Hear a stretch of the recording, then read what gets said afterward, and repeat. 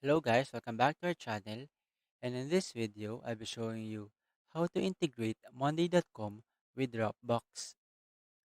So let's start. First, make sure that you have a Monday.com account and a Dropbox account. Once you have those accounts, you can now start on integrating these two softwares. In this video, I will use Zapier in integrating Monday.com with Dropbox. Simply go to zapier.com and log into your account. If you don't have an account yet, you can create one for free. Once you're logged in, click on this Make Zap button in the top left corner of the screen. Here, first change the name of the Zap. I'll name it Monday.com with Dropbox. Next, search for Monday.com as your trigger app and select the trigger event that you want to use.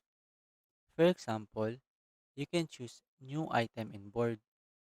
This means that every time a new item is created in Monday.com, it will trigger the integration.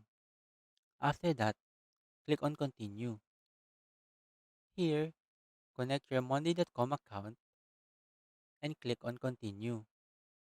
Now, select the board that you want to use. Then click Continue.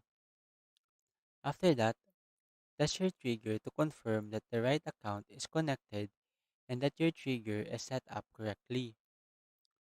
Once the item is found, click Continue to proceed. Next, search for Dropbox as your action app and select the action event you want to use. For example, you can choose Upload File. This means that every time a new item is created in Monday.com, a new file will be uploaded to Dropbox. After that, click on Continue. Here, connect your Dropbox account and click on Continue. Now, customize the action by mapping the fields from Monday.com to Dropbox.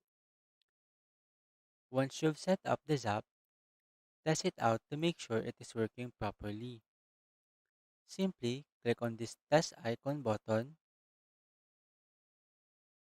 and if everything looks good, publish the Zap and turn it on. It will now start syncing data between Monday.com and Dropbox automatically.